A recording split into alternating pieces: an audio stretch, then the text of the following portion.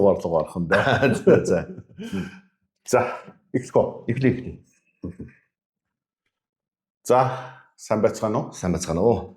Өнөөдөр 10 сарын 8-ны өдөр бид хоёрын 2 дахь дугаар.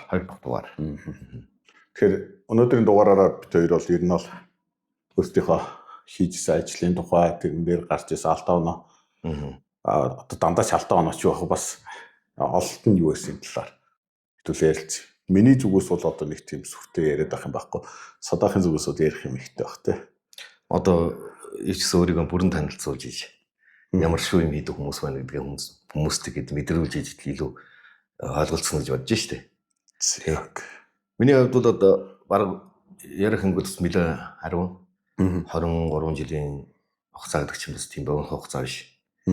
Тэгээд одоо анх эхлээд нэг дизайнер гэдэг утгаараа энэ ажил руу орсон юм. Та энэ өөр юм хийж байгаагүй. Яг л 23 жил энэ дизайн хийчихв. Миний өнгөрөөл чинь айгүй сонирхолтой штэ. Болон гайхдаг. Би өөрөө Нягтлан санхүү. За. Хянан Нягтлах гэдэг байдаг штэ. Мэргэжлийн хэлтөө.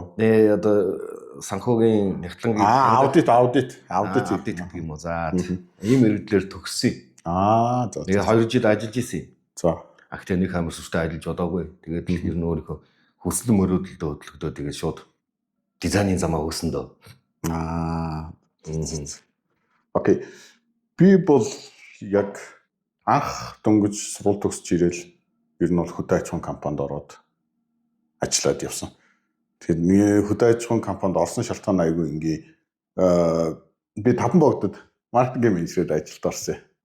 Тэгээд Дакод орсон чинь нөгөө гарууд чинь гачин юм яриад 4 5 гэл нэг бүлгэрийн юм яриад. Тэгээд би энэ тэр үед жоохон хөвгтэйсэн. Нөгөө ярьж байгаанууд над чиг нэг юм цодор ахнар сууцаа юм яриад. Тэгээд би ч нэг 2 хоног байж 3 дахь хоног дээр тэсгүй хэллээ. Ахнараа ингэхэр чи маркетинг биш болчих штий. Ер нь одоо ингээд жишээлбэл Солонгост бол нэг юм маркетинг ийм болцсон байгаа. Японд бол нэг юм байгаа. Би тэр Америкийн мэдгүй ингээд ер нь бол маркетингийн арга барил. Одоо яг тэр үе чинь нөгөө нэг conventional store буюу одоо энэ CUGS чинь яг Солонгос зэрэг мандчис үе нөхгүй. Тэгээ араас нь ийм мартууд гарч. Тэгээд ингээд ер нь бол байршуулалт гэдэг юмнаас илүү байршлын маркетинг амар чухал болсон болцгоо юм яа. Тэгээд гэсэн чи ахнараа за гээл ингээл өнгөрч. Гэсэн чи 7 өдрийн дараа намайг ажтаас олчдөг. Ташилтын хугацаанд дуусаа. Тэгээ зөвшөөрлөөд хийх юм байхгүй. За Монголд бол би бол ерөөсөө ажиллаж чадахгүй юм байна дөө гэж явж байгаа. Тэгээд ер нь бол ингээд нэг юм хашааны лаа зөвшөөрлцөө явж исэн чинь амар гоё том комбайн трактор. Ийм гоё юм байд. Энд нэг ороод үтсчихсэн. Дотор нэг суугаад үтсчихсэн гэдэг. Тэр чинь жоох хөөгдлээсэн чинь яг л тэр. Тэгээд өнөө чиний хэлдэг нэг чи тараалан яг зөв. Тэгэл тэр чинь би анх цэвэрлэгч байгаа л тэгээ сүүлдээ механик тэгээд сүүлдээ инженер онцлогооны инженер болоод яг тэр салбарт ер нь бол нэг 4-5 жил ер нь бол ажилласан. Гадна дотны экспертүүдтэй ажилласан. Юу бодсон? Зүгээр л сонирхолтой сайхан байсан гэж юу? Гэхдээ гоё юм шиг санагдаад анх бол тэр нөгөө тоног төхөөрөмж юм амар гоё юм шиг байсан. Хоёр дахь нь болохоор миний нэг юм дотор анханаас агуулгдсан зүйл юу байсан гэхээр ухчил болохгүй. Бага юмыг харин ургуулдаг байвал гоё. Тийм багаасаа тийм бодолтой байсан юм уу? Ер нь нэг тэр чинь ийм сүнсэнд байж байгаа зүйл шүү дээ. Байхгүй бол угаасаа л байхгүй гэсэн үг тэр чинь. Байдаг бол угаасаа л байна гэсэн. Тэгээд ерөөсөө ургуулдаг хүн болно л гэж бодчихлаа.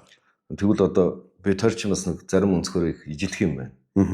Их баг байхад ер нь одоо би чинь дизайнер хийжсэн тэгээд л нэг хэсэг одоо их хүрээ авсан. Урд өөр Монголд хүрээсээр авсан.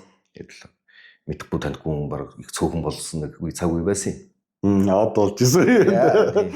Би тэр үедээ ч гэсэн баг үндсэндээ дотроо ингээд одоо тогтсон зарчим хэлэхүү. Уурхайны салбарын юм лого мого хийхгүй гээд тогтцсон байсан юм. Нэг анх ихтэй нэг одоо эхлээд Ордос хотод дизайнер хийж их үед бол нэг хоёрыг хийж исэн. Тэрнээс бүр хийгээгүй. Тэгэд одоо сүүлийн үед би нэг маш том хятад компанид одоо ажиллаж исэн албаны дараагаар. Тэр үед бол яг энэ учраас удаад гарсан штэ ажилласан. ер нь л жоохон эрүүл юм хийгсэн янзтай. Хайстай. Тэгээд гарсан юм. Гэхдээ ер нь нэг юм содах би зүгээр одоо эргээд нэг жоохон нас яваад ирсэн чи бодож байна. Нэг юм эрүүл нас. Үгүй одоо эрүүл ч юм уу одоо юу гэдэг юм муу мухай ч гэж бас хэлж болохгүй хаа энэ ч хүний хийж байгаа бизнесийг. Харин нэг юм сар таалагдахгүй юм хийхгүй яг өөрийнхөө ингээд зөв юм хийх гээд ингээд чичрээд ахаар ер нь айгүй мухай хоцрогдсон юм шиг санагдаж байна. Одоо тэр үед жишээлбэл би ингээд инженер болоод хүмүүс сурвалж заагаад надтай цуг явжсэн зөндөө залуучууд байгаа. Тэгэд ихэнх нь ер нь бол одоо уул уурхайн салбарт ажиллаж байгаа. Тэгээд авж байгаа цалин бол хамгийн багадаа нэг 15 сая төгрөгийн цалинтай болцооц. Инженерүүд болоод уул уурхайн том инженерүүд бол авчихсан. Үгүй энэ бас нэг талдаа хэлэхэд харин 100% гэдэг юм яг айгүй хэцүү. Том орчин тийм болцсон юм чинь дээ. Ханд. Тэгээд нөгөө нэг манай нэг сужин дээр нах хийжсэн. Хэрвээ одоо энэ захиргаан одоо нүүрс энэ зүйлүүд энергийн зүйл байхгүй бол үйлдвэр яаж ажиллах юм гэсэн маягтай. Ер нь тийм нөгөө талаас шаардсан байсан. Тэгээд нэрийг хараад бас инээж ил. Юу ч гэсэн гэхдээ мөрөөдөлтэй юм уу шинийг ингээд ерөнхийлж ингээд хүнд шин санал өгнө гэдэг чинь гоё шүү дээ. Тийм. Яг үний хэлэхэд өнөөнөх элдгээр ер нь одоо ер нь хүнд хөдөлгөөний бүр эцсийн одоогийн явж байгаа хөгжилтийн зам зөв юм уу буруу юм уу гэдгээр маш руу эргэлзээтэй маргаалдаантай байдаг шүү дээ. Тэрийг одоо хин нэг нь зөв гэж хэлж чадахгүй хин нэг нь буруу гэж хэлж чадахгүй л байлгүй дээ. Тэгэд ер нь бол би зүгээр яг бодоод байгаа сүүлийн үед ингээ хараад байхаар аль нэгийг үгүйсгээд нөгөө нэг хит нэг талтаа гарах чинь бас тодорхой хэмжээнд буруу юм байна л та. Би ерөөсөө одоо жишээлбэл арх тамхиг бол үзий ятна. Энэ бол хог. Ингээд нэг хэлчих чи бас нөгөө талдаа арх тамхи чинь бас нэг юм хүнд бас нэг юм таашаал өгж байгаа мэдрэмж бас байгаа шүү дээ ер нь бол. Тэгэхээр нөгөө аль нэг юмыг хитрхи үгүйсэх миний бодлоор жоохон буруу юм шиг санагдсан зүйл. Тийм. Нөгөөд өнгөрсөн ярианда ороо явахаар би бол нэг харамсдаггүй. Тэгээ сүүлд нь одоо яхад залгаад ямар ажил руу орсон. Одоо миний ойлгохоор бол сүүл Tesla компани тэгээд цаашаа одоо энэ юуны гадаад худалдааны яамны секретар орсон уу тийм. Тийм ер нь бол эхлээд Улаанбаатарт ирээд ажил хайгаад тэгэл ингээл яваал нэг газар ороод нэг 2 сар ажиллаад нэг газар ороод нэг 3 сар ажиллаад тэгээд явж тэгж жагаад ер нь бол Tesla орсон. Экспортыг ч одоо миний мэдхээр чинь өчтөр бид хоёр ирсэн 8 жил хийтлээ шүү. Хэр зэрэг ололттой байна. Гэхдээ эхлээд нэг бүр аливаа юмыг одоо миний харж байгаа өнцөг бол ингээд бүр улс суртаа л нэг юм харах хэрэгтэй юм байл л дээ. Бүх юмыг ер нь бол. Тэгэхээр нөгөө нэг анх Tesla-д ороод юу бодож исэн тухайгаасаа би ер нь бол ярих гэж бодож байна. Одоо амар сонирхолтой сэдв ялангуяа залуучууд маань илүү сонирхолтой баг. Аливаа компани өөрөө нэг юм үнэт зүйлтэй компанид орцсон байх. Намайг өөрөө юм үнэт зүйл юм шиг мэдрэмж төрүүлсэн байхгүй. Би урд нь тэр газар тариалан компанич ажиллаж байхдаа үнэхээр дуртай байсан. Үнэхээр нөгөө нэг хөтөө байгаад тах чинь амар хэцүү. Арга гэрийн асуудал аяг хэцүү болчиход болцсон болохоос би одоо ч тарийн талбай дээр очих дуртай, трактор компани дуу сонсох дуртай. Tesla-гийн хувьд болохоор ингээд ороод нэг удаагүй 3-4 сар болоод надад нэг амар гоё таатай мэдрэмж ингээд мэдрэгдээд гисэн. Тэр нь юу байсан бэ гэхээр ингээд нэг үндэсний юмыг хөгжүүлээд ийм өөр төвшөнд авчирсан. Яг нэг миний л нэг ийм дотор юу гэдгийг мэдэхгүй хайгаад байсан юм Tesla байсан байхгүй. Ялангуяа одоо Milko гэдэг тэр нэг үйлдвэрт нь ер нь бол байсан. Тэгээд тэрнээсээ улбалаад би ингээд бодод ийм гоё ийм компани чинь энд ингээд юмыг хөгжүүлээ энд ингээд гоё юм болохыг гэдэг байдлаар яваалсан. Тэр нэг мэдсэн чинь албаны дарга болсон сүултээ гадрын захиралтэйгээ захирлуулаа явцсан. Ийм л юм байхад. Ойлгож байна. Наад чи ер нь бол одоо ер нь нийгмийн судалгаа юм уу сэтгчийн судалгаан дээр маш их яригддаг сэдвүүдийн төрөл зүйл байхгүй дээ. Хүн өөрийнхөө нэг одоо гейм мэдрэмж гэж хэлэх юм уу? Тэн дотор хамгийн одоо дасан зогтсон уул код дотор нь байсан тэр мэдрэмжүүд нь хүнд аягүй нөлөө өгдөг. Тийм. Гэтэ энэ дээр хоёр зүйл байдаг. Нэг бүлэг хүмүүсний нэг өрөө явдаг. Нөгөө нэг бүлэг хүмүүс нь зугатаад. Хэцүү шүү дээ. Тэр даваа гэдэг чинь одоо юу хэлдгийндээ энэний чадах утга учирыг ойлгоно гэдэг чинь аягүй хэцүү. Тэгээд нэг бүлэг хүмүүс нь зугатаагаад явчихдаг. Нэг бүлэг нь ойрцдог тийм үү. Гэхдээ яг хуу судаах нөгөө нэг энэ дээр болохоор би нэг юм ахтай байсан. даах маань мэднэ. Тэнгэрийн оронд нэр дэвссэн. Тэгэд тэр хүний буйнаар би маш хурдан хугацаанд энэ нөгөө үнд зүйлүүдийг маш сайн ойлгож чадсан байна. Яг мөн. Одоо яг сая хэлээд байдаг. Энийг хүн ухаарч ухамсарч ойлгоно гэдэг чинь маш хэцүү. Тэр хүний дагуулга байсан гэж хэлж болно тийм. Ер нь бол тийм. Тэгэхээр яг нөгөө нэг тийм мэдрэмж одоо жишээлбэл өөр салбарт ч юм өөр газар ажилласан бол тэсэг яг тэгс нарийн гоё ойлгож чадахгүй. Тэр үнд зүйлүүдийг мэдэрч ингээд зүрхэндээ хийж чадахгүй. Нөгөө утгаараа одоо чиний багш гэж хэлэхэд нэгч юггүй шүү дээ. Одоо юу ч хэлийг илүүдэхгүй шүү дээ. Багшлах л тоо. Дагуулагч багш. Би бол ахыгаа л гэж боддог. Угаа одоо энэ нэг юм яриа байдаг шүү. Манай Өрөө Монголд юм яриа байдаг. Нэг үлэг нэлээд ухаантай, бичгтэй, номтой хүмүүс дандаа ярьдаг. Хүн насандаа хэдэн багш таарснараа тэр хүн хэдий яцтай буянтай өнгөж тооцогдно гэд би хэд хэдэн хүнээс сонсч ирсэн. Тэгэхээр дараагийн багш нь одоо таал болж ах шиг байна да. Тэгэхээр хүнд ингээд ах эргээ дээрээс нэг юм хилээд өгдөг хүн таарна гэдэг чинь буян шүү дээ. Одоо буян юм да. Тэгэд яг нөгөө нэг экспорт хийгээд ингээд нэг юм тодорхой хэмжээний цаг хугацаа авлаа л та. Тэгэл ер нь бол яваал таны салбар дээр л очиод гаццсан. Ер нь бол нэг тийм ба. Тэгэхээр содах нэг би танаас нэг ийм л юм асуумаар байна. Ялангуяа үзэж байгаа хүмүүс ч энийг бас бодох хэрэгтэй. Монголд түүхийд нь байна. Байж байгаа. Үйлдвэрүүд нь байж байгаа. Зүгээр нэг жишээ л тээсэн шүү дээ. Апу, Tapi, Цүү, том үнэхээр гоё үйлдвэрүүд байгаа. За тэгээд одоо маркетинг юм ингээд нэг гадаа зах зээл рүү гарах эрх нь байж байгаа. Тэгээд би одоо яг энэ экспортын салбарт байдаг хүний хувьд нэг зүйлийг бүр баттай хэлж байна. Гоё шааж байгаа компани ганц ч байхгүй.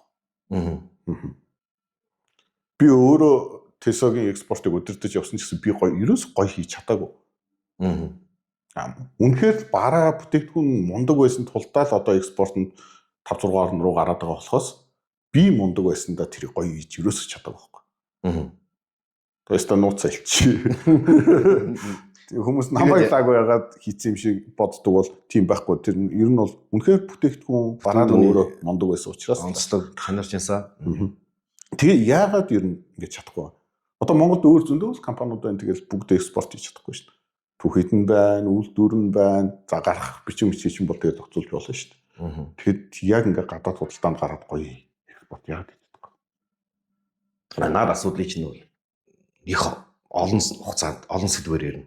Нэвтрүүлгийн одоо бидний ярилцлага байна шүү дээ. Энэ цаг арай давчив. Тэгэхээр би дөнгөө яраад ер нь дараагийн удаа болгоны энэ одоо юунд хугацаанд дотор шүү дээ. Ингээд онцлогтой зүйлүүдийг ярив. Гэхдээ өнөөдөр учирж ярих хамгийн чухал нэг зүйл байна. Гэхдээ брэнд ер нь хамгийн чухал гэдэг юм байдаггүй. Би дандаа ярьдаг шүү дээ. Гэхдээ ер нь хамаг түрүүнд очиж энийг одоо юу сүнснээс ойлгох ёстой юм. Нөгөө оч гэж байгаа улс гүрэн юм уу эсвэл тэр орон нутгийн энэ хэрэглэгчдийг бүгдд нь ойлгох хэрэгтэй. Бүрэн гүйчд. Зан дадгаа соёл одоо юу байд хийсэн шийдвэр нь бүгдийг л ойлгох хэрэгтэй. Тэгж жагаад яг өөрийнхөө яг хүрээлэл гэдэг юмыг сонгох нь айгүй чухал. Хэрэглэгчд байна шүү дээ. Тэгээд энэ хүмүүс дотроо өөрийнхөө онцлог гэдэг юм одоо бүрэн утгаар нь ойлгуулна гэдэг чинь хэцүү зүйл биш шүү дээ. Би болохоор наадхан дээр чинь содох санал нийлэхгүй байна. Яг одоо жишээлбэл ингээд Киргизийн, Казахстаны ингээд зах зээлийг ойлгоно гэдэг бол мэдгүй миний хувьд бол амар хүнд боломжгүй шах байхгүй. Тэр чинь доор хайжил ингээд нэг юм ислам шашинтай байх хэрэгтэй шүү дээ. Доор хайжил. Наад асуудал дээр чи ойлгож чи ямар өнцгөөс ярьж юм гэж. Хоёр нэг төсөл хийсэн шүү дээ. Чи барьж очиод Казахстан болон юуны Киргизийн хүмүүс юу ярьсан гэсэн чи надад яраад иржсэн шүү дээ. Зүгээр нэг боломжийг өгч. Бүрөндөө судалж. Ийм бүлэг хүмүүс бид нарт огсон хэрэглэгч байна гэдгийг олоод авчих тийм ээ. Энэ боломжтой гэхдээ заавал тэр тус газар нь одоо амьдарч үзэж исэн, бүр тэнд бүр соёлд нэвтэрсэн, ер нь салбар болгонд ажиллаж исэн ийм хүмүүс хэрэгтэй байхгүй юу дээ. Одоо өөрийгөө магтвал одоо ер нь сүүл үед нь ийм зөвлөгөөний ажил хийж байна гэдэг чинь ер нь тийм талдаа. Жишээлбэл одоо өнгөрсөн 20 хэдэн жилийн хооронд би энэ брендийн салбар руу ороод яг манай тэр урд ажиллаж исэн хятад компани одоо буйнаар надад маш руу юм сургасан байхгүй. Би бол бүгд салбар руу орсон. Аа. Техникийн салбар, машин, одоо эдэн ундаа орсонгүй юм байхгүй шүү дээ. Дизайн брендийн Гадаадын компанид ч гэсэн үйлчлэгээ өгж исэн. Одоо та нарын мэддэг Shibe гэдэг I love you гэдэг нэг Instagram байдаг шүү дээ. Тэрний чинь 2 дугаар үеийн холбоор дээр нь бүгд дизайныг хариуцж хийж исэн. Маркетингийн зөвлөгөө мөвлөгөө гэдэг. Одоо тэгвэл урд нэг Хуйвэн гүрэр гэдэг байдгийн. Хуйвэн жуус мэдгүй. Австралид их нэртэй. Тэгээд эргээд бэлэн говны салбар дандаа одоо бол баг манай улстай бол төрүүлэх хэдэн компаниуд байхгүй дээ чинь. Тэгээд тэр компаниуд үйлчлэгээ өгж байгаа би ер нь баг газар болгоны одоо манай улсын чинь урд бие хэрэглэгчтэй ондоо шүү дээ. Тэгээд тэр хүмүүсийн одоо Гондон, Шанхай, Бээжин гэдэг энэ газруудын хэрэглэгчтэй маш ойрхон баг 7-8 жил ажилласан байхгүй дээ. Тэгээд тэндх хүмүүсийн соёл, хойд биеийн хүмүүсийн соёл зан дадгаалд ямар шоу ялгаатай байна гэд ойлголттой болоод ирж байгаа байхгүй. Тэрэн дээр чинь үндэслээд миний бодол сэтгэл жоохон ховирсан юм. Гэхдээ яг хөө миний нэг юм туршлага байгаад байгаа. Би яг наадхан дээр чинь би бол арай өөр хэлбэрээр харна. Жишээлбэл Америкт бид нар нэг юм чацраны жүүс зарах гэдэг амар том хөөрхөн төсөл хийгээд томч байх бай хөөрхөн нэг юм жоохон. Тэгээд жүүс хүмүүсээ ингээд Америк руу явуулаад дээр нь бүхэл FDA стандартын дагуу бүх юм бичиж мичээл тэгээд яг хилгээлийнхаа завсмаар ороод ингээл ингээд. Тэг сүүлдээ ер нь бол асуудал гарсан. Зарагдаагүй, марагдаагүй ингээл. Уул нь би яг л тэр гадны стандартаар нь юм хийсэн шүү дээ амарханда. Тэгээд миний жүүс үнэхээр чанартай байсан уу, чанартай байсан мундаг байсан. Тэгтэл зарагдаагүй. Тэгээд би сүүлд нь өөрөө яг Америкт очиж ер нь бол нэг юм л ойлгосон л доо. Чин тэр нутгийн хүмүүсийн одоо тэр нөө жүүсэнд хандж байгаа хамтлаг гэдэг юм чинь шал өөр юм биш үү ер нь бол. Ялангуяа тэрийг одоо нөгөө нэг чацраны жүүсгээ тэнгуут чинь сибакторн гэдэг юм ойлгохгүй гэх юм. Түмэн асуудлууд байгаад байгаа байхгүй. Би бол өөрөө бол ингээ бодохдоо англиар нь бичээл амар гоё органик бүтээгдэхүүн явуулчлаа ингээд ингэсэн. Тэгээд яг энэс улбаалаад би нөгөө нэг саналаа хэлэх гээд байгаа. Бид нар ингээд одоо та бол 7-8 жилийг зарцуулаад ингээ ойлгож штэ. Тэгвэл энэ компани болгон Америкийн зах зээлийг ойлгохгүй 7-8 жилийг зарцуулаад тэнд амьдарч чадахгүй. Тим төсөв, тим хүн нөөц одоо юу гэдэг боломж юм ер нь бол байхгүй. Одоо чинь яг сайхан миний нэг асуу чамаас асуу гэсэн. Тэгвэл ямар хүн байх ёстой юм гэдэг. Ямар шүү хүний олох ёстой гэдэг чинь чухал болж байгаа үедээ. Бид нар өөрөө очиод ойлгодоггүй юм байна. Тэр цаг нь байдаггүй юм байна. Тэгвэл тэндээс Америк ч гэсэн нэг ямар нэг талаараа бодол сэтгэлээрээ ижилхэн хүмүүс байж л таарна. Тэ. Харин яг одоо тэгэхээр нөгөөний энэ дээр хүн олохоор хэрэглэгчийг олох гэхээсээ илүү миний бүтээгдэхүүн өөрөө хэрэглэгчээ сегментэлдэг байлаа. Жишээлбэл одоо би яг эргэл нөгөө автентикийн тухай ярмаар байна л да. Автентик гэдэг бүтээгдэхүүн минийх. Тэгвэл автентик сонирхчдын групп байдаг юм уу? Автентик сонирхдаг хүмүүс байдаг юм уу? Зөвхөн тэнд нь л очдог баг гэдэг. Наадах нь тэгээд миний ярьсан сая үнсэг муу юм биш үү? Би болохоор арай өөр талаас нь харсан. Үгүй би хэлж байгаа байхгүй юу? Очиж жоод хүрээлэн гаргана. Гэхдээ хамаагүй хүрээлэл гаргаад байж чадахгүй шүү дээ. Ер нь баг үндсэндээ хавдуулаад 180%-тай. Тэр хүний довтлох хэрэгтэй болно шүү дээ. Чамд санал болгож байгаа, зөвлөмж болж байгаа тэр компани. Эргээд тэр хүмүүст бас нэг хүнд шаардлага ирнэ. Бидний соёлыг ойлгосон байх хэрэгтэй. Бидний үйлдвэрийн процессыг ойлгосон байх хэрэгтэй. Бидний бүтээгдэхүүнийг бүр жинхэнэ дотроос нь мэдэрсэн байх хэрэгтэй. Тэр хүмүүс гэдэг нь аль хүмүүс? Одоо шилбэл чи Америкт очиж авч байгаа хүмүүс нөө? Биш. Чамд маркетингийн санал гаргаж өгдөг. Брэнд дизайнын санал гаргаж өгдөг. Дистрибьюторын тухай яриа тий. Тэгээд нэг нь тусгайлсан компани. Ийм брэнд компаниуд байж магадгүй. Эсвэл ийм нэг брендийн адилаар яг надтай адилхан ийм ажил төрлийг олон жил хийсэн хүн байж магадгүй. Нөгөө нэг нь яг чиний сая хэлдэг голын харьцагчуд. Харьцагч бол үнэхээр чухал. Тэгээд ер нь би тэр нэг хэсэг анх хэрэгтэй бүгд хүмүүст яриад явдаг байсан бид. Тэр үед их 10 жил бодсон юм. Ер нь брэнд гэдэг юм бол харьцагч төвтэй байхаас биш. Хэрэглэгч төвтэй байхгүй шүү. Яг тэрийг бол ойлгож байна. Гэтэ нөгөө нэг би бол сүйд бодоод байгаа юм нь болохоор эзэн юмаа мэдчих иргэн усаа ашна гэж үг байгаа шүү дээ.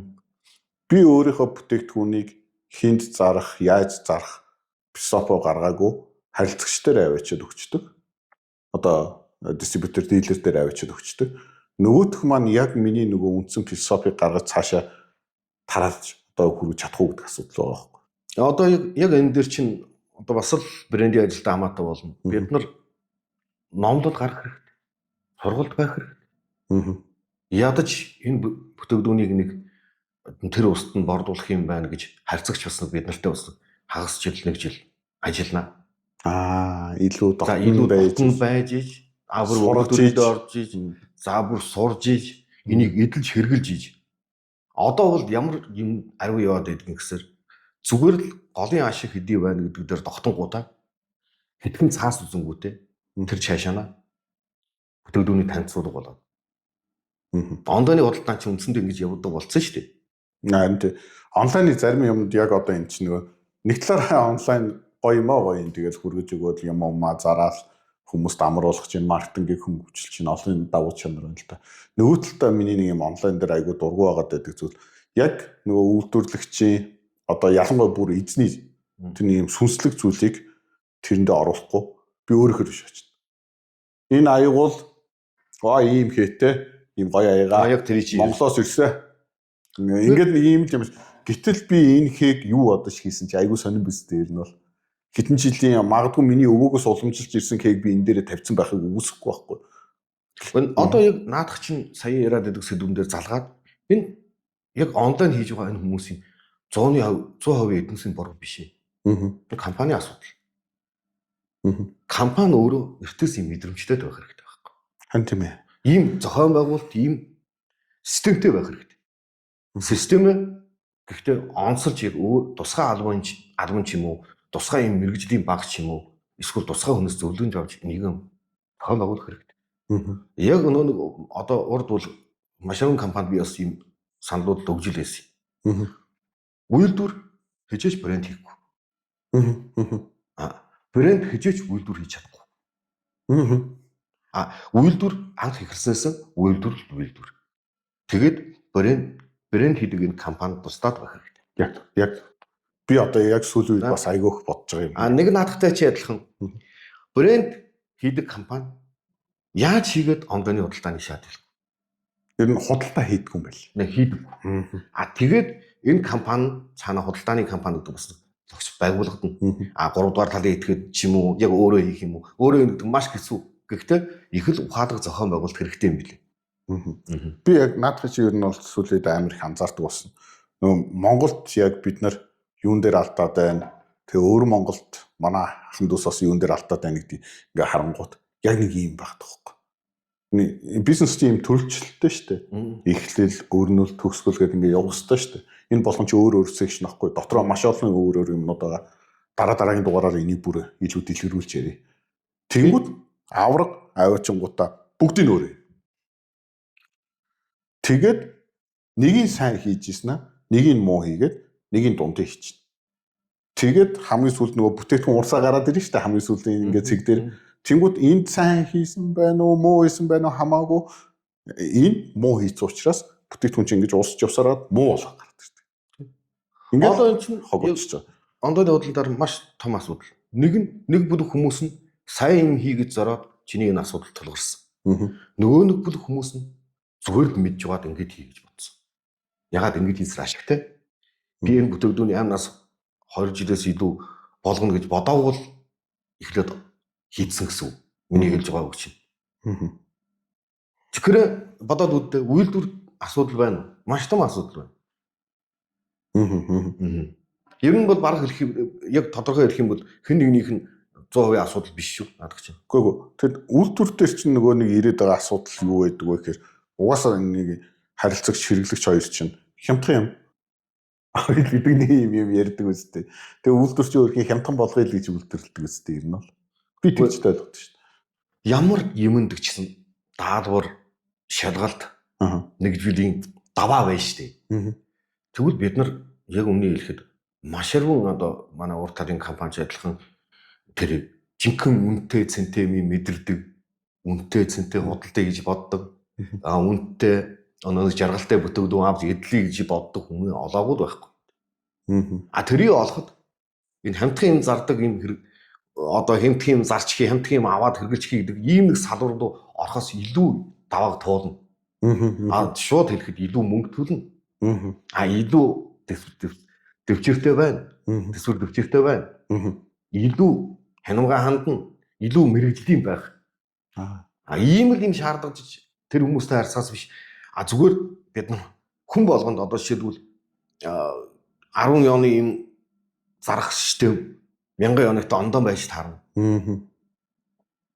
Би үнэ шууд хэлэхэд 100% компанид 90% компаниуд зүгээр 10 он зардаг систем болоод 1000 оноор зардаг энэ системийг адилхан аваачаад хулуурлаад хүнд өгчөж байна. Онлайн дээр олон юм зардаг нь бас энийг хутгалдаад би сая нэг үлгэн зоригтой, нэг үлгэн мэдхгүй.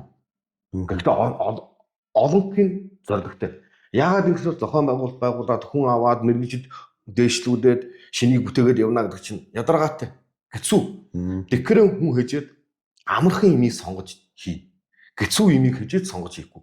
Хэцүү имийг хийсний үр дүнд шинжлэлт, шинийг үүдсэн хуучин имээ хүмүүст шинээр танилцуулсан гэсэн юм гой юмуд гарч ирэх байхгүй дээ.